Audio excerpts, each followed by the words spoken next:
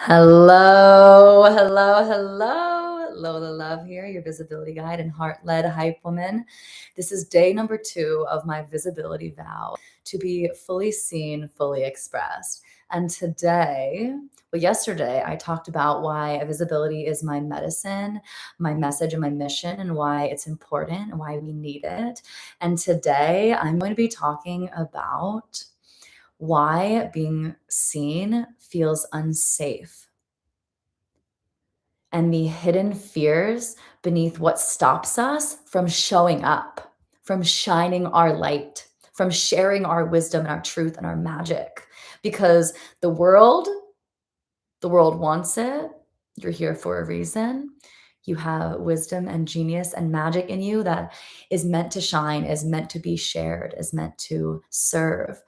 And we stop ourselves. We are the ones getting in our own way to our highest success, our biggest visibility, our aligned clients. We're the ones. So let this conversation, this is not about fixing. It's not about offering a solution. This is about naming and normalizing what's really going on beneath the surface. And I can share this from experience of being visible and putting myself online the past 15 years in my business, on YouTube, on Instagram, experiencing cyberbullies, experiencing wild amounts of abundance, so much clients and money online and fulfillment and all of this. So I'm excited to get into this conversation. If you're here, drop in the chat. Let's connect. Let's vibe. I want to make this interactive. That is my dream. I'm here for connection, here for sharing truth. So let's get into it. So this is the mic drop moment of what this whole conversation is around. You're not afraid of being seen. You're afraid of being misseen without support. I'm going to say that again. You're not afraid of being seen. You're afraid of being misseen without support. Okay, what does that actually mean? Visibility becomes scary when it doesn't feel safe. Where does safety come from? Safety is not a mindset. It's not, let me make myself feel and put myself in a mind of being safe. No, it comes from two things. It comes from our inner world, our body, our nervous system, our energetic imprint and memory in this physical inner being, right? Our inner world. And it comes from the outer world. It comes from relationships. It comes from community. It comes from people. It comes from the sense of belonging. So safety comes from an inner space and it comes from outside. Simple as that. Let's get activated into this ritual, into this conversation. I'm going to light this incense, vanilla rose. May this conversation spark and light the flame and the truth within you so you can see it and know it and feel it and alchemize it and accept it and move through it with bravery and truth and awareness, because awareness is the first step. So let's go. May it light you up and move you into being visible. Because if you're watching this, you know that you're meant to be seen. And if it feels scary, I get it. Let's talk about it. And activating higher self, highest vision, highest truth. This is one of the things I'm going to be sharing about in the next couple days. Regulation through ritual as one of the 5 pillars of my visibility framework. So let's get into this conversation. So we need to feel safe in our bodies and in relationship to truly feel seen. So this is the universal wound we have about visibility. Okay, at some point we learned that to be acceptable, we need to turn parts of ourselves off.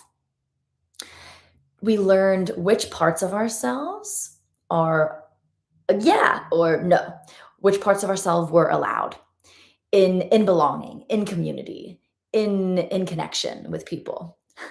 And we learned through feedback and experiences that left an imprint in us. And we learned to edit ourselves to stay in love, to stay loved from our parents, stay loved from our peers, stay loved from all the relationships around us. Okay, so this is our universal core wound that to be acceptable, we have to turn parts of ourselves off. And the work now isn't forcing ourselves to be visible, isn't forcing ourselves to show up, isn't forcing ourselves. That is not what we're doing here. It's not forcing ourselves or pushing ourselves or doing this.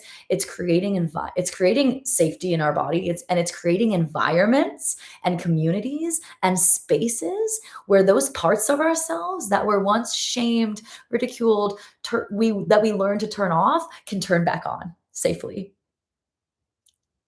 Oh, yeah. So when our inner and our outer world feel supported, then this is where we can feel safe being visible. And visibility becomes safe and it becomes sustainable. And we can keep going and we can keep being consistent. We can keep showing up rather than on, off, burning ourselves out. Do you want that? Are you ready for that? Okay. So what visibility actually feels like?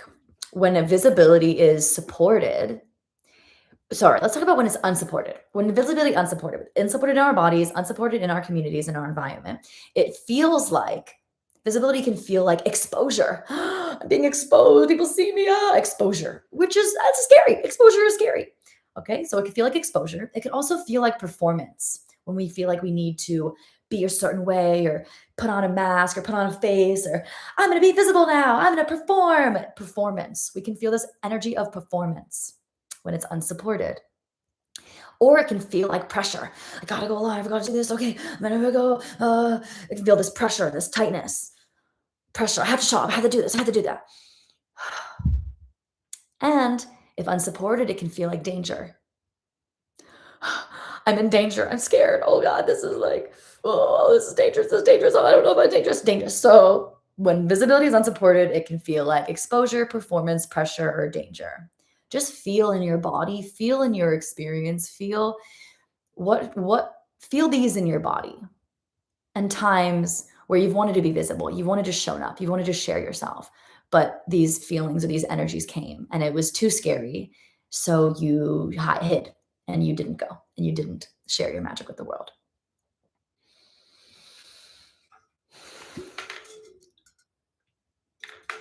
Next, when visibility is held, when visibility is supported with yourself and your system and with your community and the group, visibility, and this is the work that I'm here to do, and this is the aim and the intention that I'm here to create, visibility becomes belonging. Visibility becomes a sense of being fully expressed, held in community. Like, I belong here. Yes, this expression, this energy is welcome. It is belong. I belong. When visibility is supported, it can feel like calm confidence. Like how I feel right now. I feel super calm, super confident in sharing because I feel supported in my system and in my support system to share. Calm, grounded confidence. Not fake confidence, not being strong and good until you're there. No, it's a calm, grounded confidence. And when visibility is supported, it feels like creative flow. It feels like your channel is open, you're speaking, you're creating, you're in it, you're in the flow, you're in flow state. Things are coming through, you're going, it's creative. Like that is so juicy. That is where we want to feel, that is where we want to be. And when visibility is supported, it becomes and it feels like sustainable consistency. Like, oh, okay, I got this. This feels easy. This is fun. I can keep doing it. I can keep showing up. I'm not going to burn out. I'm excited to do it. I'm going to do it again tomorrow. I'm going to do it again the next day. So this is what visibility feels like when it's unsupported and when it's supported. So supported feels like belonging, feels like calm confidence, feels like creative flow, and it feels like sustainable consistency. That's what we want, isn't it? Let me know if that's what you want. I hope that's what you want. Yes. Okay. So now let's get into this is the juice of it. What we're really afraid of. Okay. I have experienced all of these myself. I have seen these in all of my clients. I've worked with over 70 personal brands, female visionaries, leaders, creatives, entrepreneurs who want to be seen. If you're watching this, you want to be seen because you know the outcomes of it, you know what the benefits and the purpose of it is, but you're afraid of expressing all of you, all of you, right? You only want to express the acceptable parts, the parts that are allowed. And so let's go into the real roots of visibility fears and wounds. There are a couple core fears that we all share. Well, maybe not all of us, but these are common and some of us have more than others. So, number one, especially for visionary women who are building a new world and a new earth with their methodologies and practices. Number one is the fear of being misunderstood. They won't get me, they won't understand, they'll read it the wrong way, they'll misinterpret it, they won't get it, right? So this is such a big thing, being misunderstood and being projected on, that our story or who we are, our essence or our character is skewed and termed as like, no, that's actually not me. That's not me. I know that for me, that's definitely one of my biggest fears, is being misunderstood, that they won't get it, that they won't get it because it's new or it's different or I'm different and I'm new. Next is the fear of being judged. That's don't even need to say anything. The fear of being judged. I'm like, oh my God, who does she think she is? What the heck? The fear of being judged. And just like a little nose, just a little drop here. Everyone is judging themselves and each other. Okay? Unconsciously in the deep parts of it. And remember that no one is thinking about you as much as you're thinking about yourself. Just want to put that in there. Next is the fear of being shamed for being too much. No, that one hits deep. I'm going to get into those a little bit more. Being rejected, not accepted, rejected, kicked out of the clan. And with that, if you're rejected and shamed, then the fear of being abandoned and the fear of being alone, the fear of rising to the top, or I'm not going to have people there, and the fear of being watched and spotlighted, and the feeling of, if I'm seen and if I'm big and if this actually works, oh my God, I have to continue to show up and everyone's watching me now and I'm on everyone's radar and I'm in the spotlight. And that's fucking scary because I can mess up at any moment. So with all of these fears, there is a point where attention stopped feeling, when we got attention, it stopped feeling neutral and it started feeling dangerous because of these fears that started to get created. So short, quick story. I was in Bali traveling, running an online business, and I posted this video of me fully expressed, fully playful, silly, wild, pink. And I got really badly cyber attacked. Hundreds and hundreds of horrible comments, this account sharing it and posting the video, and really pretty much all of those fears are present. I was completely misunderstood. I was shamed for being too much. It was taken the wrong way. And what I learned from that at that moment was, being safe is danger. This is dangerous. This is dangerous. I'm going to get attacked. I'm going to get killed. Oh my gosh, this is dangerous. Comes back to the witch wound as well, but being seen is danger. So it taught me, I had to really and unlearn over the last 2 years from that experience, because it really rocked me. I felt like I had to shrink and I had to hide some parts of myself, my silly, my sexual, my stoked. I had to feel like I had to shrink to put those away, and I had to be professional. I had to be polished. I had to perform, right? So that is one of my experiences. And so just feel into those fears and see what may be aligned, what may be present for you. I'm going to talk about now the 5 visibility guards, okay? These are, when visibility doesn't feel safe, our inner protective parts step in. These are the protective parts within us. They're not flaws. They're not who you are. They're guards. They're almost like these masked guards that are like, I'm coming in. They're protective parts. So, as I read out these protective parts, these are characters that I've created to help you name and normalize what's really going on.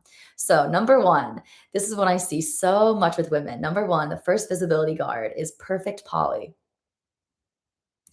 Perfect Polly has a deep fear of what if I'm wrong? What if I'm wrong? And so, that deep fear of she's trying to protect you from embarrassment and criticism. So what if I'm wrong? What if I get it wrong? Embarrassment and criticism. So the way she shows up, she over prepares.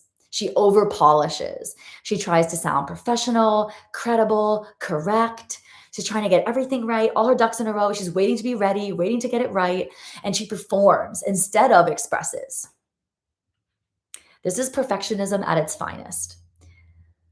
Just feel into for you. Is there perfect Polly? Does she come on to protect you? When does she come on? And when and and how alive is she? How alive is she in you? How alive is perfect Polly when she's coming on to protect you? All right, next is too much Tina. Too much Tina has a deep fear. What if I'm judged? And she learned that bigness costs her belonging. That if she's too big, she won't belong anymore. She won't be met. She won't have a community. So she's comes on when she is wanting to protect you from judgment and shame. And shame is the big, deep one here. And this is what so many visionary women who are creative and spiritual and deep and intense and passionate and heart centered and soft and sensitive. This is such a big wound and a protective part and guard that I see for so many women like this. Because too much Sheena comes on and because she has so much energy and so much passion and so much feminine power, she protects you by dulling, by dimming, by diluting her feminine power and parts of herself. The most common parts I see are being too sexy, too spiritual, too silly, too emotional, too insert whatever. So those are parts that she has learned to shrink and edit and tone down to be palpable. She's learned these parts of herself don't belong. I can't be like that or I won't be loved. I can't be like this. So she's compartmentalized parts of herself, compartmentalizes and only shows what's appropriate. And I say this so many times with my clients because they're like, well, I have this part and I have this part and I can't show this part. This needs to be like secret. This needs to be like a different Instagram, like different thing. And this needs to be here because she's learned that this isn't safe. This isn't appropriate. This is too much. Just feel in and see if there's that resonance with too much Tina coming in to protect you. Next, we have not enough Nina. It's almost the opposite in some ways of too much Tina. They're sisters. Not enough Nina's deepest fear and why she comes on to protect you is what if they reject me? What if they don't like me? What if I lose love? She learned that love was conditional. And so because she's scared of rejection, everything she does is to people please, is to do it for other people, is to seek approval, is to seek validation. She's coming from I'm not enough, so she's trying to be enough from other people. So she waters herself down, plays it really small and really safe. She avoids strong opinions, avoids big energy, and avoids being controversial. She plays it vague, plays it safe, plays it really toned down and watered down. And she fears going viral in the wrong way. So not enough Nina. It's almost like trying to get bigger from nothing approval. Not enough Nina. Number 4, oh, this is super common, especially with new entrepreneurs, but not even just new entrepreneurs, all entrepreneurs, even like the biggest, most successful artists and creators in the whole world still have this. And this protective part is Felicia the fraud. Her deepest fear, and she comes on to protect you because she fears, what if they find me out? Exposure. She's scared of exposure, being exposed. What if I'm exposed and people realize I'm not actually competent as they think I am? What if they find me out? Oh my gosh. So she downplays her gifts, right? She hides her experience. She waits to get more credentials, more certifications, more experience, more this, more that, because I'm not enough. What if they find me out? Felicia the fraud. This is imposter syndrome at its finest. Super common. No matter what level you're at, this protective part exists. All right. And the last one, the fifth guard and the fifth character that comes on to protect you is Alone Anna. Oh, bless, bless, bless. Her deepest fear is, what if it works? What if I be seen and I go viral and I have a big audience and people are seeing me and I'm abandoned and I'm alone? So she comes on to protect you because she remembers that one time she was seen and then people left. So she's coming on to protect you from being alone. And the way this shows up is because she's scared of maybe outgrowing her community, outgrowing others, outgrowing the people that she's surrounded with. What if I outgrow them from my success? And what if I get to the top and I'm alone? I'm alone at the top. I know this. When I was in New Zealand, it's a small country, and I got to a point where I was leading so many people in their expression, but I didn't feel like there was anyone inspiring, activating me. And it was lonely at the top. And I was like, oh, and I've realized I've stopped myself from going and being big because I don't want to be alone anymore. So these protective parts, and also fear of jealousy. Like, what if I do really well and people are jealous and they leave me? This is real, especially for women. So how she shows up, Alone Anna, she self-sabotages momentum. When she gets seen, she crumbles again. She disappears after success instead of keeping the momentum going. She pulls back as visibility grows. She's growing, but she pulls back. Right? So that's the fifth part of the protection. So these are our masks and our guards and our protector parts within ourselves that have kept us safe. And they have a part. They're here to protect us. That's why they're here. But they also keep us small. And we don't need them all the time. Okay? So I want you to just tune in and connect. Which of these protective parts are the most alive in me right now? Are on? What is stopping you, and what of these parts is keeping you from showing up, being seen, and shining? And what's it costing you? Are you frozen? Are you procrastinating? Are you hiding? Just really get real with yourself for a second about these parts. And just take a big breath into it and let it go. Mm. Mm. So these parts are not flaws. They're not the enemy. They're not wrong. They don't need to be killed or destroyed. They're here to protect you. They're here to keep you safe. It's because they love you. They are your nervous system's intelligence. Your nervous system is intelligence to keep you safe. Because our body learned when we were ancient, that if we did something wrong outside the community, we get exiled, we get killed. And these protective parts activate when visibility feels unsafe. And you don't need to get rid of these parts. You just need to make visibility safe and supported enough so that they can relax and they can take a back seat. And we don't heal these shadows by hiding. We heal it by being seen and feeling safe in being seen, being witnessed. Okay, you guys, so that is the live. Oh my gosh, 23 minutes. So good, so juicy. Tomorrow, I'm going to be going into how to actually make visibility feel safe in the body through regulation, through ritual. Okay? How we regulate before we create, how we get in state to create, how we regulate so our body feels safe in being seen. I'm going to guide you and share those practices with you. So just remember that these hidden fears and why visibility feels unsafe, it's not something to solve or to fix. It is simply to name and to normalize. There you go. There you have it.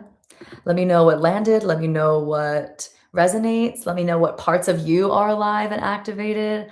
I'm excited to hear from you guys, and I'll see you tomorrow for day number 3. Ow!